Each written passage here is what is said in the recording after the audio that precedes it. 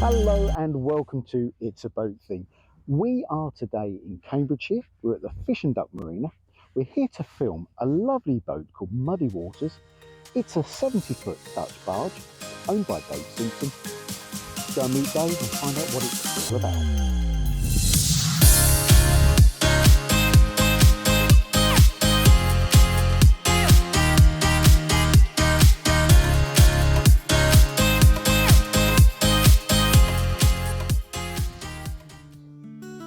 As we can see, looking up the side of the boat, you can start to get an appreciation of exactly how large this boat is.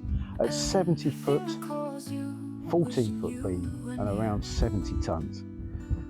This takes a little bit of helming, particularly on smaller rivers like we're on here on the River Great Ouse.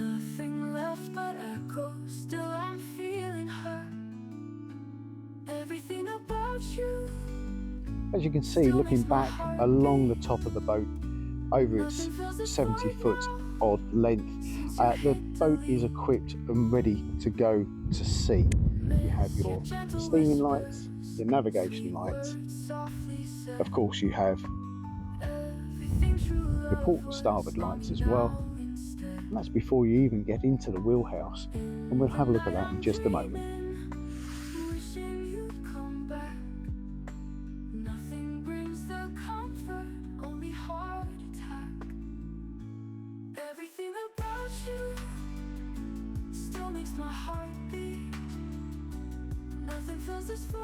So as we walk across the back deck here, this I understand is where Dave, his friends and family will sit out and enjoy the evening sunshine. The view from here is absolutely astounding. You can probably hear, or not hear I should say, any noise in the background of how quiet a place this is.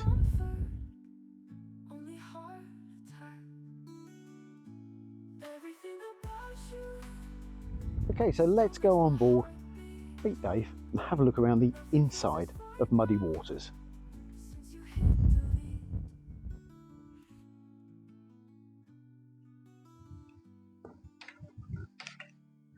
Hello Dave, how are you? I'm fine, thank you. Welcome to Muddy Waters. Thank you very much. It's very kind of you to allow us on board to film.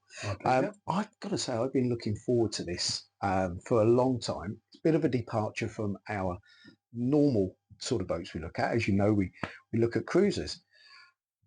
This is spectacular. We've had a look around the outside, so I'm going to see now if I can badger you into showing us around on the inside of your boat. Yeah, happy to. Wonderful.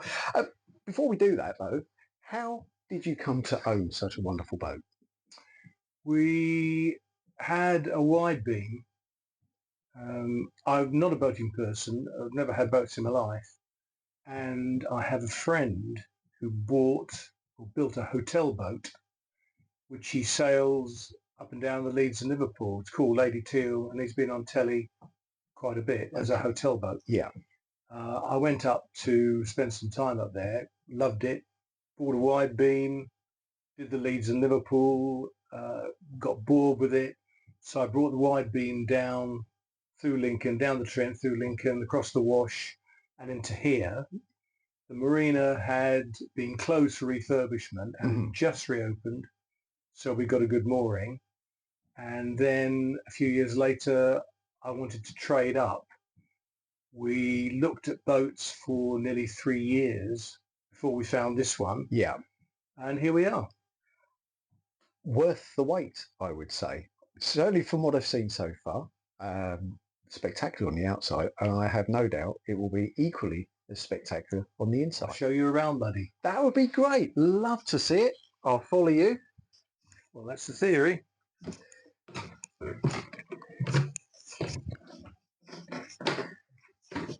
Well, this is spectacular. I mean, obviously we do cruises, and it's a squeeze on most cruises to get through. This is like walking into an apartment. I just show around so people can see what I'm seeing, and it's just like being in a normal kitchen. It's lovely. So obviously this is your kitchen. Does it work like a normal kitchen, or do you have the same restrictions as we have on our cruiser type boats? No, probably not.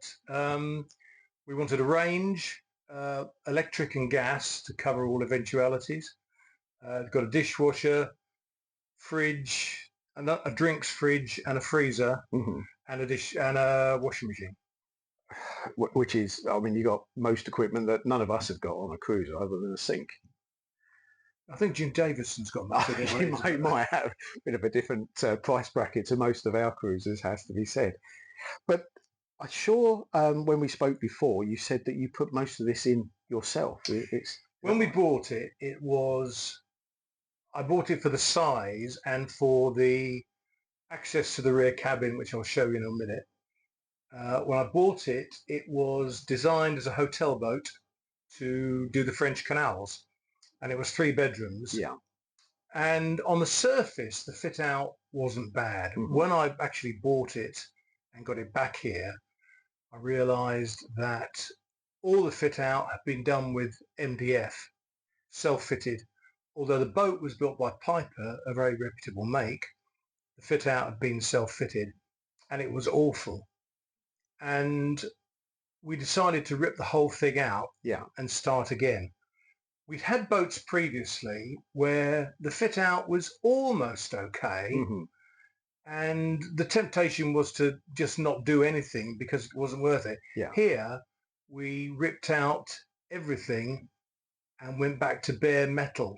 No floor, wall, ceiling, radiators, electrics, plumbing. That is an extensive refit. Just to sail away and put the whole lot in a skip and start it again. Looking at your kitchen, and I can see that you have the range that you said a little while ago. I bet that was a bit of a task getting that down in here, wasn't it? It was interesting, and we had to bring it down pre-fit out because otherwise it wouldn't be able to get through the doors. And we had to lift it through the roof before we cut the roof off and put it all back as a solid roof, which I'll tell you about later. So that was, and I'm going to try and get in the camera shot here, the roof that was missing was this end? No, it's the wheelhouse. Oh, the wheelhouse. The wheelhouse had initially a lift-off roof or fold-down roof. We had big problems with that. They all leak. Yeah. So I took the whole roof off, rebuilt the wheelhouse, flattened it, but this had to come in before I did that. Of course, yes, and you can see on the side of the shot there, you got the stairway coming down from the wheelhouse. It must have been a quite tight effort to get that down because you've got a bulkhead just there as well, haven't you? We didn't. There's no wood there. So if you think, you're seeing boxed-in cupboards and things that are there now, yeah, but they weren't there then. It was just the shell of the boat. Got you. Yeah, that makes a lot more sense because it's not really that easy to see on the camera, but that is a big cooker range that you have there. It's a full 6-burner or 5-burner electric and gas. We've got a sink, 2 sinks, water. The tank for the water weighs 2 tons, acts as ballast, and holds 2,000 litres, which at the rate we use water would keep us in water for between 6 and 8 months, wow, including the flushing toilets. My goodness. So you're saying 2,000 litres of water. Yeah. On our particular cruise on board Enterprise, we have 186 litres of water. Makes us look like amateurs compared with what you can carry. But as you say, it does act as ballast as well for you, doesn't it? It's long term. The granite that you are leaning on there, that's one piece of granite. That looks pretty hefty. Did that come in the same way as the range? Yeah, it was fun getting this in as well. I was quite happy to have a much cheaper work surface, but my other half demanded a granite one. So unusual on the boat, I would say, but that's what went in, and I don't regret. It is unusual, just simply because of the weight of it. But I guess the displacement of muddy waters, it can cope with that kind of weight of a worktop. Well, yeah, when we first got the boat, and I'll tell you about this later, we had to add about 35 tons of ballast. We took it around the North Sea unballasted. Wow. It was like a noddy boat going round. Yeah. So this all helped with the ballast. What else? We didn't want to slum it. We've got a dishwasher. And the point about this boat, which you can see from everywhere, is it's all storage. The whole thing is just cupboards and storage and cupboards and storage, because we might have to live on it for extended periods. Hence the woodwork. Yeah, it's very well done. And you, as you said earlier, you fitted this out yourself on the whole, or did you have help with that? No, my house was a wedding venue, and I had a full-time team of builders for 15 years. So I just hived off the builders and the carpenters, and they all came and did it. Okay, I'll show you into the saloon, which is open plan.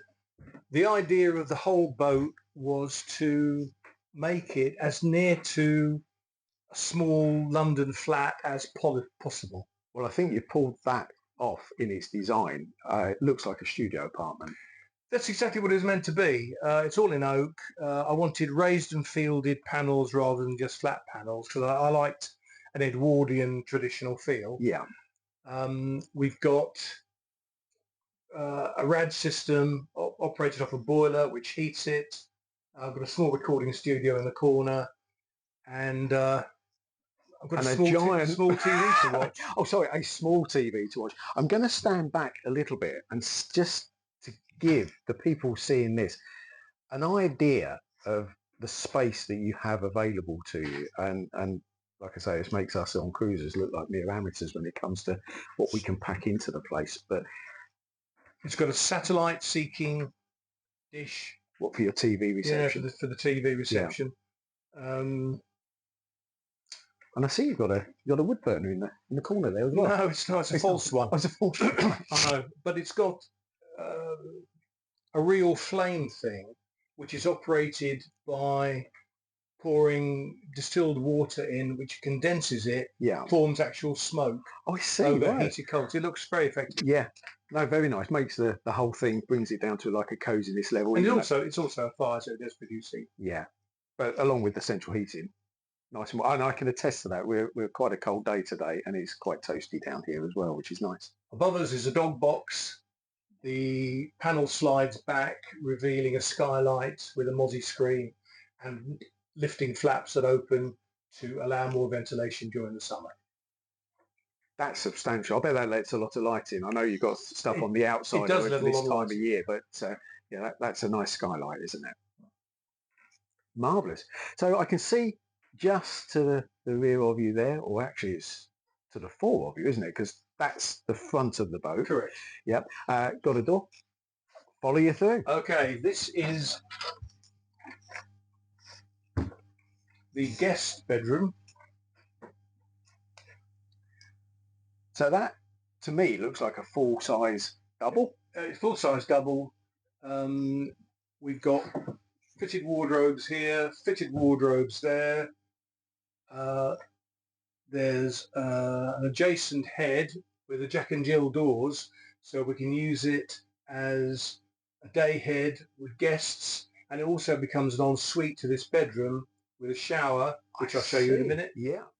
We wanted a dressing table in every bedroom, and there's a Jack and Jill door which approaches the bathroom with a shower, which can be used as a day head, or also becomes an ensuite. Oh, I see. So as I walk through here, and people can see me in the mirror there, that's the door out to the saloon. Correct. It's got vacuum flush toilets, Jabsco, and full-size shower, cosy bathroom. You call it cosy. This would amount to most people's saloons on a cruiser, but it's a lovely done. Well, this is only the guest bathroom. The main bathroom is larger. Yeah. Okay, right. I will continue to follow you. Through here is the most important room on the boat. Join us again where we go through that doorway and explore the rest of the boat, finding out more about Dave's story and why he has Muddy Waters. If you like the episode, as always, please comment below. We would love to hear from you. Give us a thumbs up, like, and the subscribe button is in the corner. We'll see you again in part 2 on It's a Boat Thing, It's the Owner.